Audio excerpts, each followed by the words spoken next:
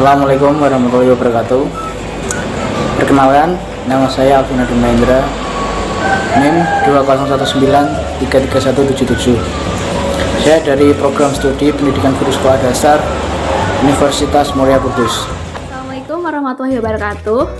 Perkenalkan, nama saya Mariana Firdausiah, NIM 2019333203 dari kelas 2E PGSD. Assalamualaikum warahmatullahi wabarakatuh.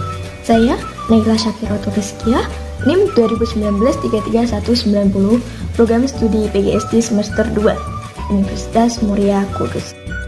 Assalamualaikum warahmatullahi wabarakatuh. Perkenalkan, nama saya Diana Andika Sari, NIM 201933199. Saya dari program studi pendidikan guru sekolah dasar semester 2, Universitas Muria Kudus. Oke guys, berjumpa lagi dengan saya Alvin Adi Mahendra. Oke, jadi di masa pandemi ini, jangan jadikan alasan buat kita untuk malas belajar ya guys. Karena belajar itu sangat penting buat kita dan akan ada manfaatnya buat kita nanti ya guys. Oke? Dan jangan lupa kita harus tetap semangat dan menjaga kesehatan kita di masa pandemi ini ya guys. Jangan lupa kita harus tetap berdoa semoga pandemi ini segera berakhir dan kita bisa beraktivitas seperti biasanya lagi. Amin. Oke guys, dalam kesempatan kali ini, kelompok kami akan menjelaskan kepada kalian tentang materi getaran dan gelombang ya guys. Yang dimana dalam materi kali ini, kami akan menampilkan beberapa contoh yang menarik bagi kalian tentang getaran dan gelombang guys. Eits, kalian pasti penasaran kan akan seperti apa nanti videonya? So, jangan di skip video ini sampai selesai ya guys. Selamat menonton. Oke guys, sebelumnya saya mau tanya ke kalian ya. Kalian pernah main gitar nggak sih? Atau digitarin sama pasangan kalian gitu? Kalau belum ya gak apa-apa, jangan sedih ya. Nanti saya gitarin, oke? Bercanda. Ya pasti kalian tahu lah tentang apa itu gitar ya kan. Tapi apakah kalian tahu kenapa gitar bisa menghasilkan bunyi? Ya pastinya dengan dipetik atau digenjreng ya kan. Terus kenapa gitar bisa dipetik atau genjreng itu bisa menghasilkan bunyi? Apakah kalian tahu? Jadi apa yang sebenarnya terjadi teman-teman? Pasti kalian penasaran kan? Tenang teman-teman, kami akan menjelaskan kepada kalian secara detail kenapa itu gitar bisa dipetik itu bisa menghasilkan bunyi ya. Simak videonya berikutnya.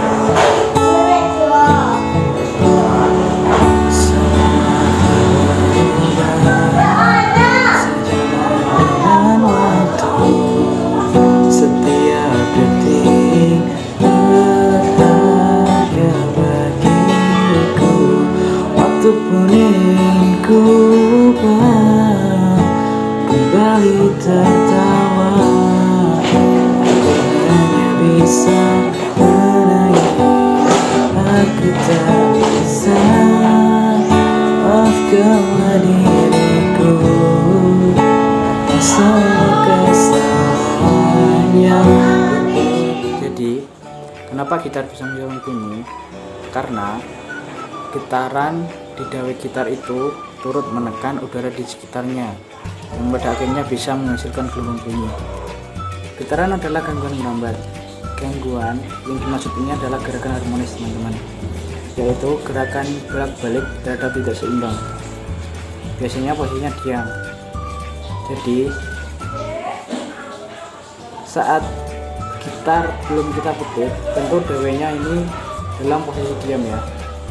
Saat kita petik, dawai ini akan bergerak bolak-balik ke atas dan ke bawah. Jadi gini, ke atas dan ke bawah ya. Dan getaran ini akan turut mengganggu molekul udara di sekitar dawai. Artinya molekul udara ikut bergetar. Dan kenapa kita dapat mendengarkan suara gitar yang dipetik teman-teman?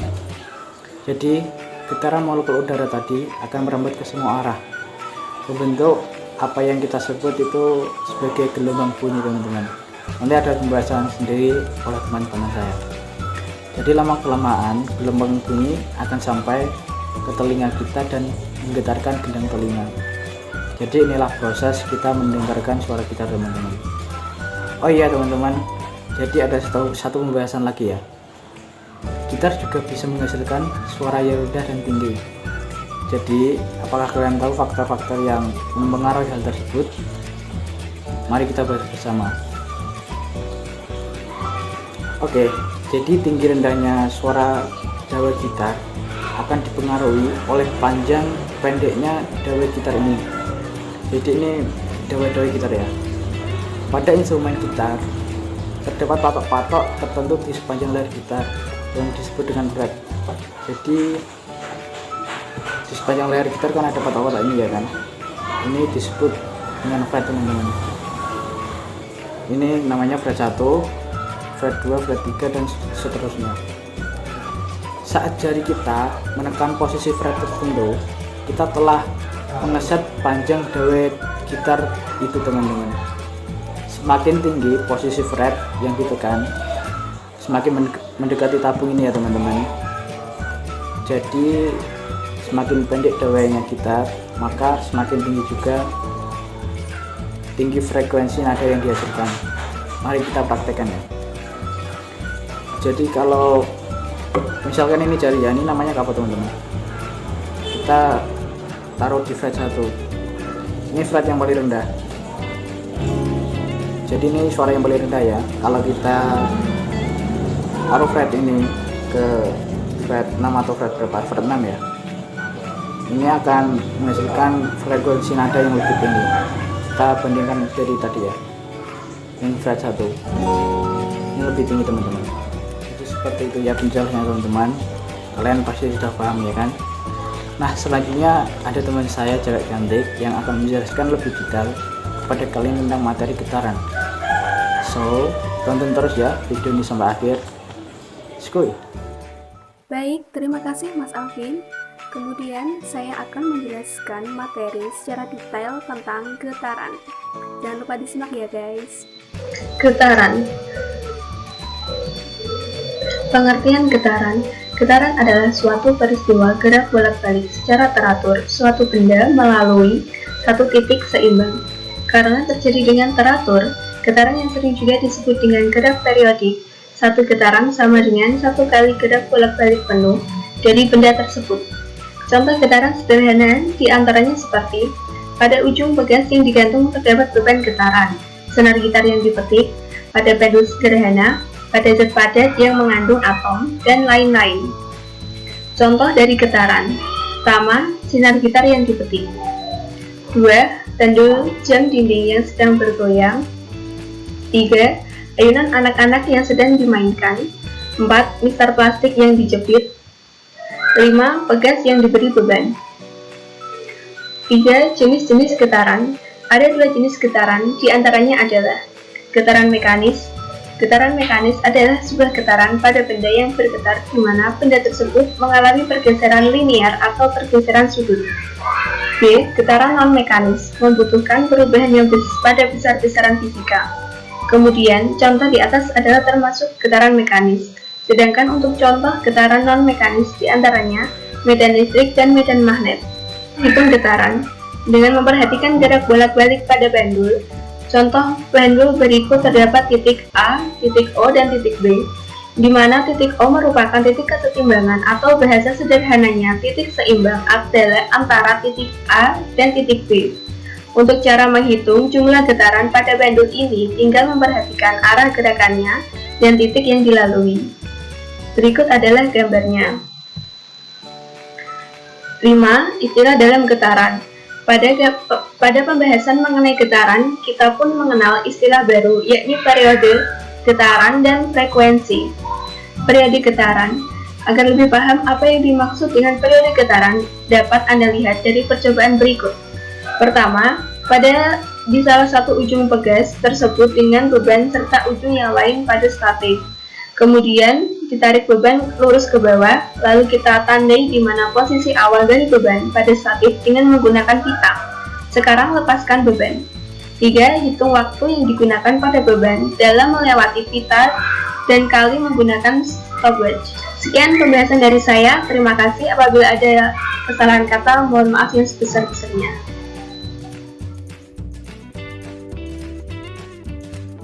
Dimanapun dan kapanpun kita berada, kayaknya kita gak bisa lepas deh dari yang namanya bunyi. Dari mulai ngobrol sama teman, dengerin lagu, suara kendaraan di jalan, sampai notif dari doi. Dari fenomena bunyi ini, banyak hal penting yang bisa kita pelajari. Gak cuma gimana bunyi dihasilkan, tapi sampai dimana bunyi bisa terdengar. Kalau gak ada yang mempelajari bunyi nih, mungkin saat ini dokter-dokter bakal kesulitan mendeteksi detak jantung pasien, karena gak ada stetoskop.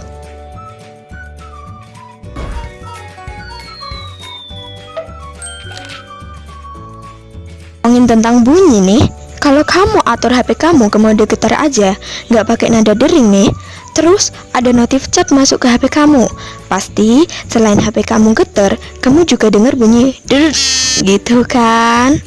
Kenapa ya tetap ada bunyi, padahal HP-nya cuma bergetar, nggak hasilin bunyi? Nah, suara tadi justru dihasilkan dari getaran HP kamu. Getaran HP ini mengganggu atau menggetarkan udara di sekitarnya. Getaran ini merambat sampai di telinga kamu, jadinya kamu bisa dengar bunyi deh. Artinya apa? Bunyi adalah getaran yang merambat, yang artinya bunyi adalah gelombang. Ada dua jenis gelombang berdasarkan arah rambatnya. Ada gelombang transversal dan gelombang longitudinal. Gelombang pada tali dan ombak di laut adalah contoh dari gelombang transversal yang merambat tegak lurus dengan arah getarannya. Tapi gelombang bunyi beda. Gelombang bunyi adalah gelombang longitudinal yang merambat searah dengan arah getarannya, yang merambat dengan cara merapatkan dan merenggangkan udara atau medium di sekitarnya. Semakin rapat mediumnya, semakin cepat bunyi merambat. Pada umumnya, manusia bisa mendengar bunyi pada frekuensi 20 Hz sampai 20.000 Hz. Rentang ini disebut audiosonik. Untuk bunyi di bawah 20 Hz disebut infrasonik. Hewan-hewan seperti gajah dan hiu bisa mendengar sampai daerah ini. Sedangkan di atas 2000 Hz kita sebut sebagai ultrasonik. Daerah ini bisa didengar oleh lumba-lumba dan kelelawar. Gelombang tali. Gelombang tali adalah gelombang yang merambat pada tali. Gelombang ini tali sebagai mediumnya. Oleh karena itu, gelombang itu disebut gelombang mekanik. Gelombang adalah proses perpindahan energi dalam satu getaran tanpa disertai dengan perpindahan medium getarannya. Partikel yang dilalui gelombang tidak berpindah, tapi hanya bergerak naik turun.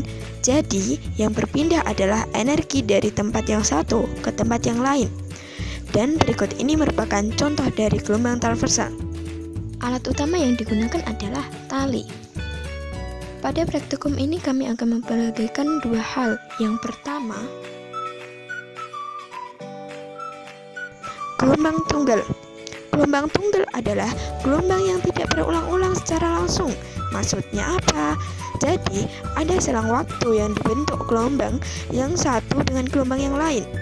Dan dapat kita lihat, yang sebelah kanan memberikan hentakan yang berperan sebagai sumber gelombang. Yang kedua yaitu gelombang kontinu. Gelombang kontinu adalah gelombang yang terbentuk berulang-ulang oleh sumber, yang dimana tali terus dihentakkan dan membawa energi sampai ke ujung tali. Jadi, semakin besar rapat massa tali yang digunakan, maka semakin kecil kecepatan gelombangnya. Gelombang pada tali itu membuktikan gelombang hanyalah membawa energi yang diberikan pada tali, bukan. Setelah melihat video tadi, apa kalian sudah mengerti apa itu gelombang? Jika belum, tenang, saya akan di sini mengulas sedikit mengenai gelombang. Pengertian dari gelombang yaitu getaran yang merambat dan perambatannya itu membutuhkan energi atau membawa energi. Gelombang. Jenis-jenis gelombang terdiri dari dua, yaitu gelombang mekanik dan gelombang elektromagnetik. Gelombang mekanik ialah gelombang yang arah rambatnya tidak membutuhkan medium perantara. Dan gelombang magnetik terdiri dari dua lagi, yaitu gelombang transversal dan gelombang longitudinal. Gelombang transversal yaitu gelombang yang partikel mediumnya berarah tegak lurus dengan arah getaran gelombang. Contohnya yaitu gelombang pada tali skin. Yang kedua yaitu gelombang longitudinal. Gelombang longitudinal kebalikan dari gelombang transversal, yaitu gelombang yang partikel perambatannya itu berarah sejajar dengan arah getaran gelombang. Dan yang terakhir yaitu gelombang elektromagnetik. Gelombang elektromagnetik merupakan gelombang yang perambatannya tidak membutuhkan medium perantara atau secara langsung. Contohnya seperti gelombang cahaya. Gimana? Apa kalian sudah mengerti tentang apa itu gelombang dan jenis-jenis gelombang? Oke teman-teman, jadi sekian dulu video dari kami. Jadi video ini dibuat untuk memenuhi tugas dari Ibu Siti Masfuah selaku dosen pengampu mata kuliah konsep sains teman-teman di Universitas Muria Kudus. Jadi saya pribadi mengucapkan terima kasih banyak kepada Ibu Siti Masfuah karena selama ini sudah mengajari kami dengan sabar dan membimbing kami di semester 2 ini dalam mata kuliah konsep sains. Terima kasih banyak Bu Fuah. Semoga ilmu yang kami dapat dari Bu Fuah bisa bermanfaat ke depannya. Amin. Sekali lagi saya Alvin Mahendra mengucapkan terima kasih banyak pada Bu Fuah. Silakan teman-teman untuk mengucapkan pesan dan kesan kepada Ibu Siti Masfuah selama di semester 2 ini. Terima kasih banyak. Wassalamualaikum warahmatullahi wabarakatuh. Terima kasih kepada Ibu Fuah yang selama semester 2 ini telah memberikan sebagian ilmu Ibu kepada saya dan kami semua, dan saya mohon maaf kepada Ibu jika saya mempunyai salah kepada Ibu. Sekali lagi terima kasih Bu untuk semua ilmu. Saya ucapkan terima kasih kepada Ibu dosen Ibu Siti Masfuah selaku dosen pengampu mata kuliah konsep sains yang semester 2 ini telah mengajar dan membimbing saya dan juga teman-teman saya. Saya mohon maaf apabila banyak salah kepada Ibu. Saya mohon maaf ya Bu ya sebesar-besarnya. Segitu saja dari saya. Terima kasih. Assalamualaikum warahmatullahi wabarakatuh. Saya ucapkan terima kasih kepada Bu Fuah yang telah membimbing kita selama semester 2 ini dan telah memberikan ilmunya kepada kita. Saya minta maaf jikalau saya pernah menyakiti perasaan Bu Fuah. Wassalamualaikum warahmatullahi wabarakatuh.